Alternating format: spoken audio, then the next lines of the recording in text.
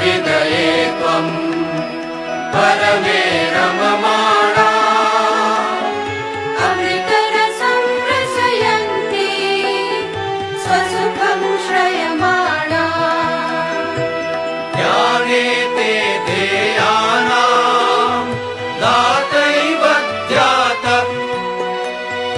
ज्ञाने ते देयानां दातैव ध्यात जय हे भारत माता जय हे भारत माता जय हे जय हे जय हे जय हे भारत माता जय हे जय हे जय हे जय हे भारत माता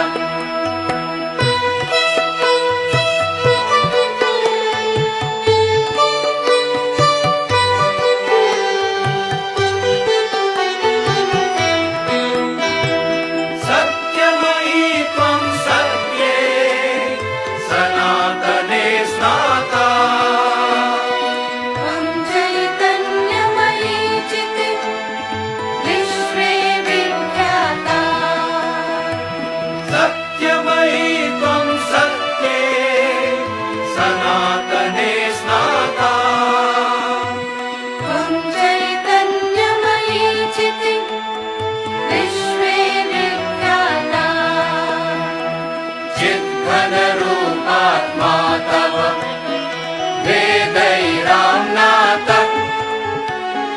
जय हे भारत माता जय हे भारत माता जय हे जय हे जय हे जय हे भारत माता जय हे जय हे जय हे जय हे भारत माता जय हे भारत माता जय हे भारत माता ओम नमो भगवते श्री अरविंदाय। ओम आनंदमयी चैतन्यमयी सत्यमयी परमे। Book 6, The Book of Fate. Canto 1, The Word of Fate. Our destiny is written in double terms. Through nature's contraries, we draw nearer God. Out of the darkness, we still grow to light. Death is our road to immortality. Cry woe, the world's lost voices wail. It conquers the eternal good at last. Then might the sage have spoken, but the king in haste broke out and stayed the dangerous word. O singer of the ultimate ecstasy, lend not a dangerous vision to the blind, because by native right thou hast seen clear. Impose not on the mortal's tremulous breast the dire ordeal that foreknowledge brings. Demand not now the godhead in our acts. Here are not happy peaks the heaven nymphs roam, or Kailas or Vaikunthas starry stare. Abrupt jagged hills only the mighty climb are here where few dare even think to rise. Far voices call down from the dizzy rocks. Chill, slippery, precipitous are the paths.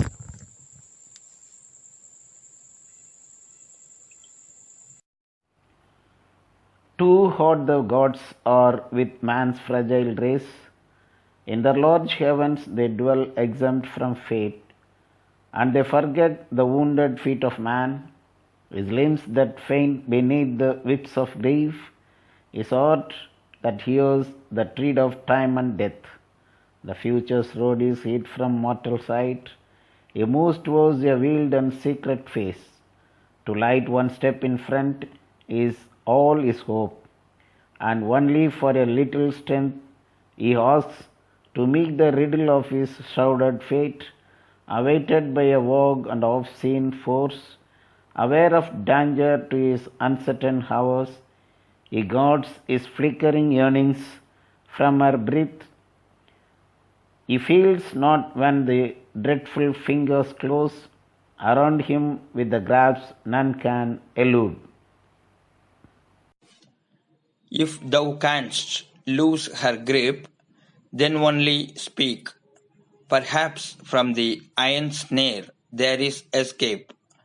Our mind perhaps deceives us with its words and gives the name of doom to our own choice. Perhaps the blindness of our will is fate. He said, and Narad answered not the king. But now the queen alarmed lifted her voice, O seer, thy bright arrival has been timed to this high moment of a happy life. Then let the speech benign of griefless spears confirm this blithe conjunction of two stars, and sanction joy with thy celestial voice. Here, drag not in the peril of our thoughts. Let not our words create the doom they fear. Here is no cause for dread, no chance for grief. To raise her ominous head and stare at love, a single spirit in a multitude. Happy is Satyavan mid earthly men, whom Savitri has chosen for her mate. Unfortunate the forest hermitage, where leaving her palace and riches and a throne, my Savitri will dwell and bring in heaven.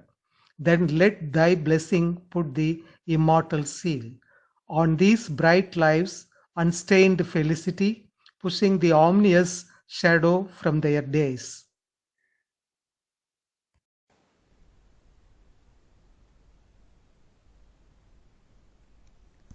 Too heavy falls a shadow on man's heart. It dares not be too happy upon earth.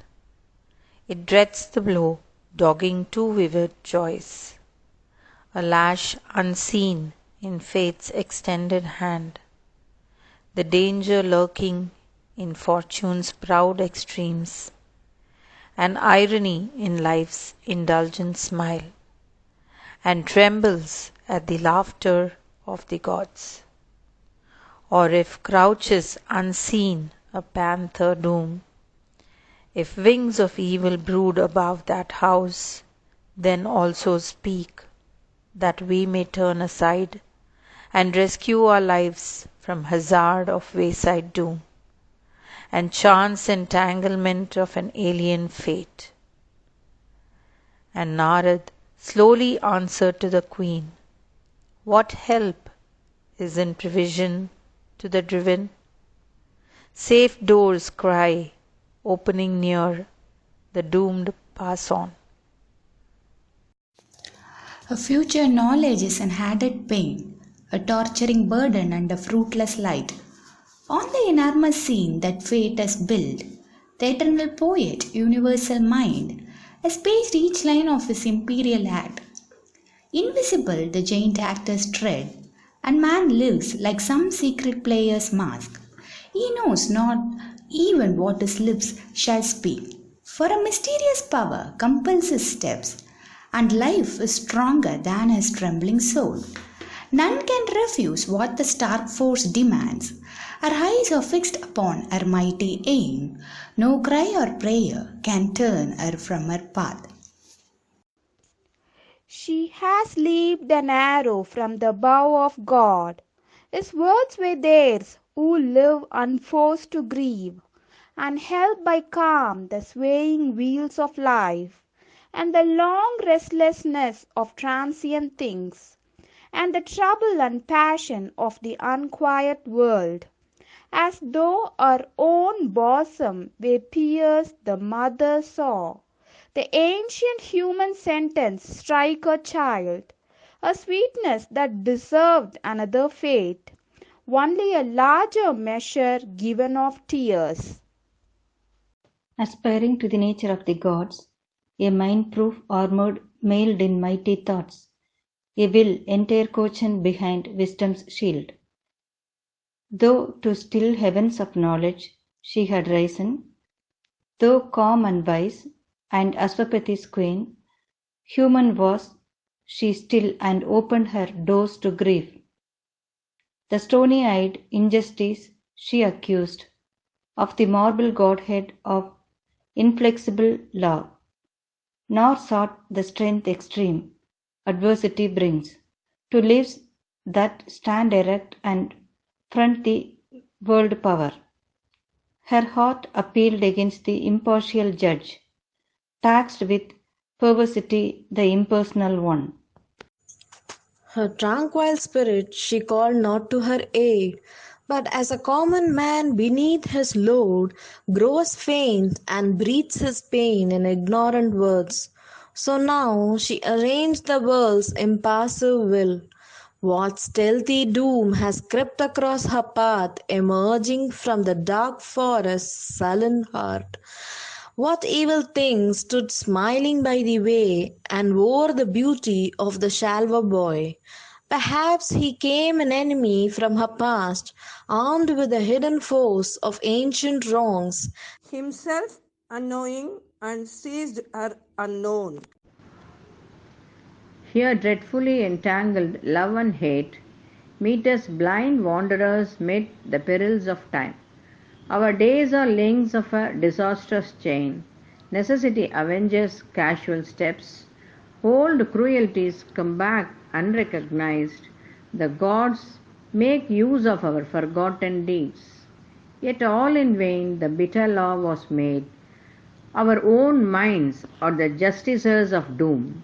For nothing have we learned, but still repeat our stark misuse of self and others' souls. There are dire alchemies of the human heart, and fallen from his ethereal element, love darkens to the spirit of nether gods.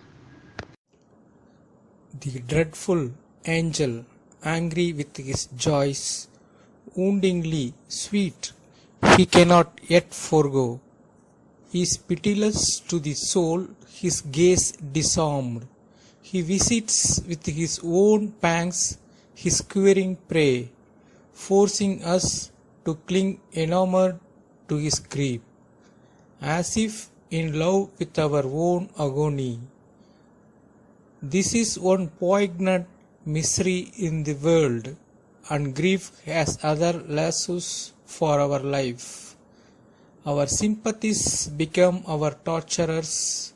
Strength have I my own punishment to bear, knowing it just, but on this earth perplexed, smitten in the sorrow of scourged and helpless things. Often it feigns to meet other suffering eyes. We are not as the gods who know not grief, and look impassive on a suffering world. Calm they gaze down on the little human scene, and a short-lived passion crossing mortal hearts.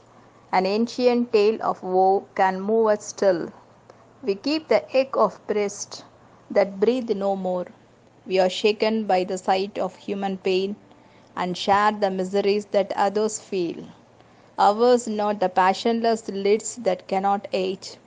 Too hard for us is heaven's indifference.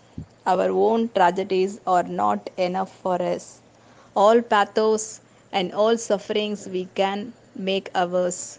We have sorrow for a greatness passed away, and feel the touch of tears in mortal things. Even a stranger's anguish rend my heart, and this, O Narad, is my well-loved child. Hide not from us our doom, if doom is ours. This is the worst and unknown face of fate. A terror ominous nude felt more than seen. Behind our seat by day, our cots by night, a fate lurking in the shadow of our heart. The anguish of the unseen that waits to strike. To know is best, however hard to bear. Then cried the sage, piercing the mother's heart, forcing to still the will of Savitri. His words set free the spring of cosmic fate. The great gods use the pain of human hearts as a sharp axe to hew their cosmic road. They squander lavishly men's blood and tears for a moment's purpose in their fateful work.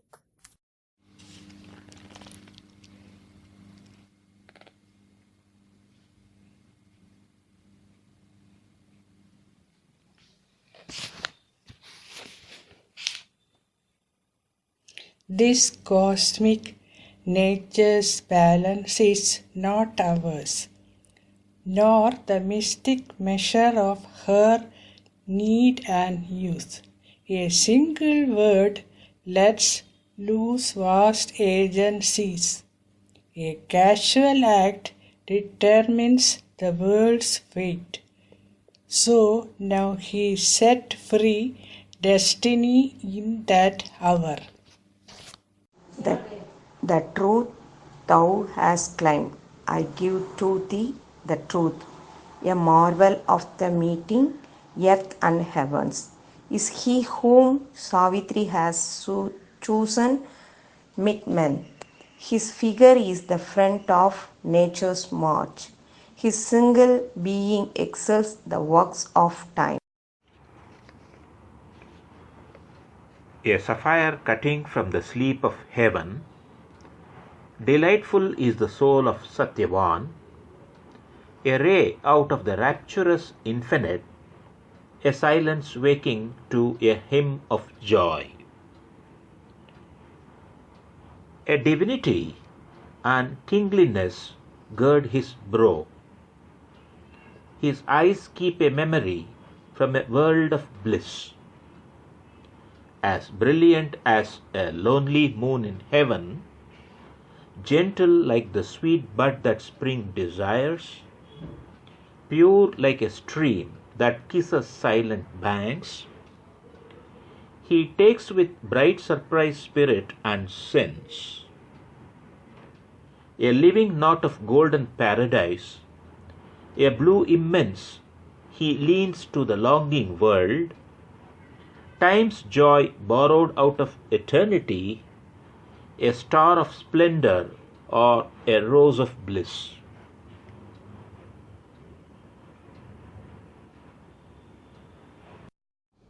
In him, soul and nature equal presences, balance and fuse in a wide harmony.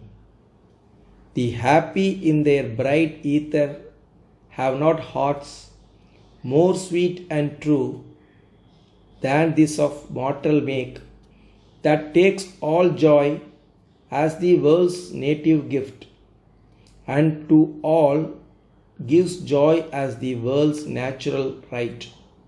His speech carries a light of inner truth and a large-eyed communion with the power in common things had made veilless his mind, a share in earth's shapes of grapless deity.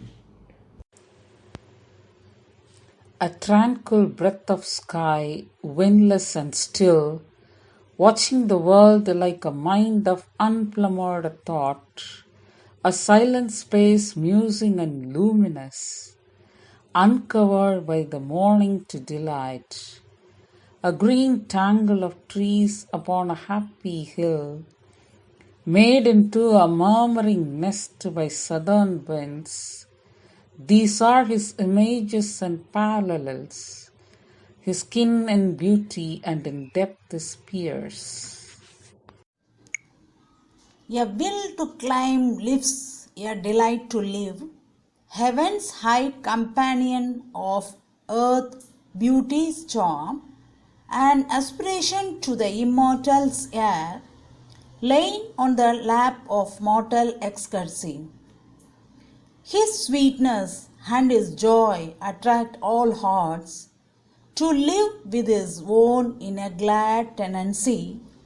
His strength is like a tower built to reach heaven, a god had quarried from the stones of life. O loss, if death into its elements, of which his gracious envelope was built, shatter this vase before it breathes its sweets, as if earth could not keep too long from heaven a treasure thus unique, loaned by the gods, a being so rare, of so divine a make. In one brief year, when this bright hour flies back and perches careless on a branch of time, this sovereign glory ends, heaven lent to earth. This splendor vanishes from the mortal sky.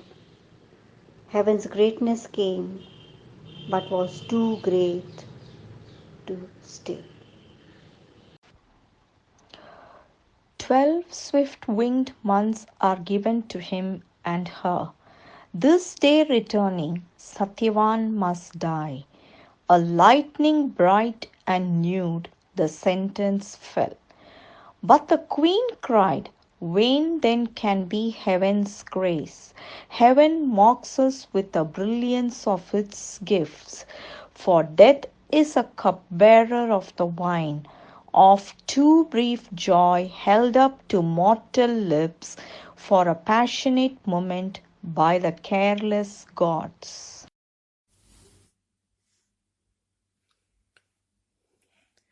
But I reject the grace and the mockery. Mounting thy car, go forth, O Savitri, and travel once more through the peopled lands. Alas, in the green gladness of the woods, thy heart has stooped to a misleading call. Choose once again and leave this fated head. Death is the gardener of this wonder tree. Love's sweetness sleeps in his pale marble hand, advancing in a honeyed line but closed. A little joy would by too bitter an end. Plead not thy choice, for death has made it vain. Thy youth and radiance were not born to lie. A casket void dropped on a careless soil. A choice less rare may call a happier fate. But Savitri answered from her violent heart. Her voice was calm, her face was fixed like steel. Once my heart chose and chooses not again. The word I have spoken can never be erased. It's written in the record book of God. The truth once uttered from the earth, air effaced, by mind forgotten, sounds immortally, forever in the memory of time. Once the dice fall thrown by the hand of fate in an eternal movement of the gods. My heart has sealed its troth to Satyavan. Its signature adverse fate cannot efface. Its seal not fate, nor death, nor time dissolve. Those who shall part, who have grown one being within, death's grip can break our bodies, not our souls. If death take him, I too know how to die. Let fate do with me what she will or can. I am stronger than death and greater than my fate. My love shall outlast the world. Doom falls from me, helpless against my immortality. Fate's law may change, but not my spirit's will. An adamant will, she cast her speech like bronze. But in the queen's mind, listening her words, rang like the voice of a self-chosen doom, denying every issue of escape. To her own despair answer the mother made. As one she cried, who in her heavy heart labors amid the sobbing of her hopes, to wake a note of help from sadder strings. O child, in the magnificence of the soul, dwelling on the border of a greater world, and dazzled by the superhuman thoughts, thou leads eternity to a mortal hope. Here on this mutable and ignorant earth, who is the lover and who is the friend? All passes here, nothing remains the same. None is for any on this transient globe. He whom thou lovest now, a stranger came, and into a far strangeness shall depart. His moment's part once done upon life's stage, which for a time was given him from within. To other scenes he moves, and other players, and laughs and weeps mid faces new unknown. The body, though has love, is cast away amidst the brute unchanging stuff of worlds to indifferent mighty nature, and becomes crude matter for the joy of others' lives. But for our souls upon the wheel of God, for ever turning the arrive and go, married and sundered in the magic round of the great dancer of the boundless dance, our emotions are but high and dying notes of his wild music changed compellingly by the passionate movement of a seeking heart in the inconstant links of her with her. To call down heaven's distant answering song, to cry to an unceased bliss is all we dare. Once ceased, we lose the heavenly music sense. Too near, the rhythmic cry has fled or failed. All sweetness are baffling symbols here. Love died before the lover in our breast. Our joys are perfume in a brittle vase. Oh, then what wreck is this upon time's sea, to spread life's sail to the hurricane desire, and call for pilot the unseeing heart? O child, wilt thou proclaim, wilt thou then follow, against the law, that is the eternal will, the autarky of the rash Titan's mood, to whom his own fierce will is the own law, in a world where truth is not, nor light nor God. Only the gods can speak, but now thou speakest. Thou art human, think not like a god.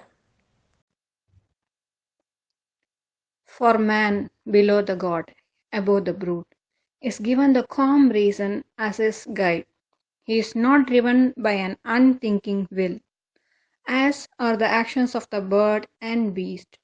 He is not moved by stark necessity, like the senseless motion of inconscient things. The giants and the titans' furious march climbs to usurp the kingdom of the gods, or skirts the demon magnitudes of hell.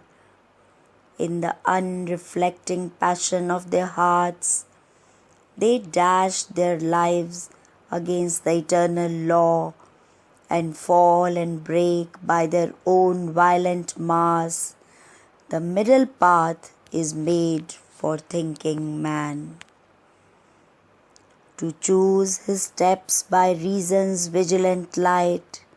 To choose his path among the many paths is given him, for each his difficult goal, hewn out of infinite possibility. Leave not thy goal to follow a beautiful face. Only when thou hast climbed above thy mind, and livest in the calm vastness of the One, can love be eternal in the eternal bliss, and love divine replace the human type. There is a shrouded law, an austere force. It bids thee strengthen thy undying spirit. It offers its severe benignancies of work and thought and measured grave delight as steps to climb to God's far secret heights. Then is our life a tranquil pilgrimage, each year a mile upon the heavenly way, each dawn opens into a larger light. Thy acts are thy helpers, all events are signs, waking and sleep are opportunities given to thee by an immortal power. So canst thou raise thy pure unvanished spirit, till spread to heaven in a wide whisper calm, indifferent and gentle as the sky. It greatens slowly into timeless peace, but Savitri replied with steadfast eyes, my will is part of the eternal will. My fate is what my spirit's strength can make. My fate is what my spirit's strength can bear. My strength is not the titans, it's the gods. I had discovered my gal reality. Beyond my body and another's being, I have found the deep unchanging soul of love. Then how shall I desire a lonely good, or slay, aspiring to white vacant peace, the endless hope that made my soul spring forth?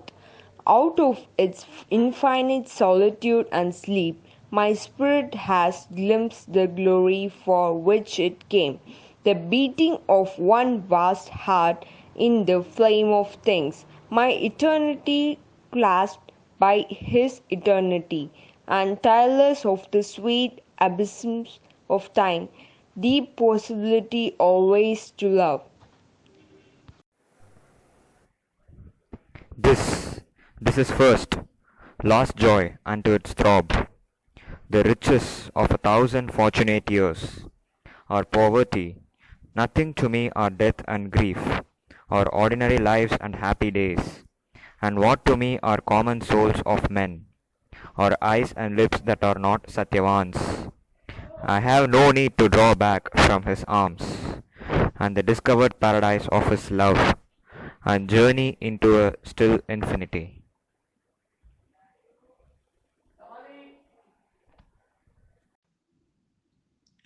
Only now for my soul in Satyavan, I treasure the rich occasion of my birth. In sunlight and a dream of emerald ways, I shall walk with him like gods in paradise. If for a year that year is all my life, and yet I know this is not all my fate, only to live and love a while and die.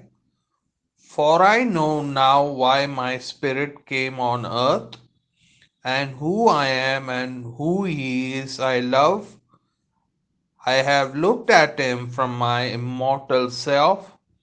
I have seen God smile at me in Satyavan. I have seen the eternal in a human face. Then none could answer to her words. Silent, they sat and looked into the eyes of fate. End of Canto 1. Om Namo Bhagavate Sri Arvindaya. அரவிந்தாருணாதா உன் அருள் பார்வை கிடைக்காதா உனையே நினைத்து உணர்வால் பதித்த யமையே ஆளும் இறைவா அரவிந்தாருணாதா உன் அருள் பார்வை கிடைக்காதா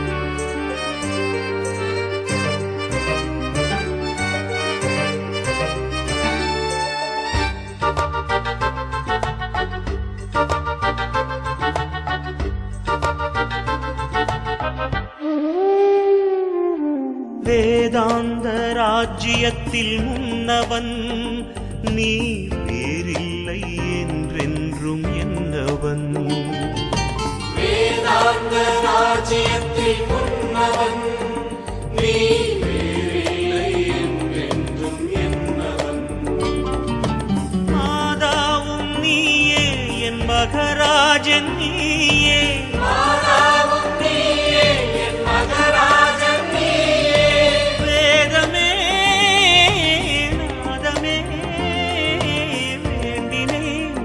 காணும் மெய் ஞானமே அரவிந்த அருள்நாதா, உன் அருள் பார்வை கிடைக்காதா? உனையே நினைத்து உணர்வால் பதித்த யமையே ஆளும் இறைவா.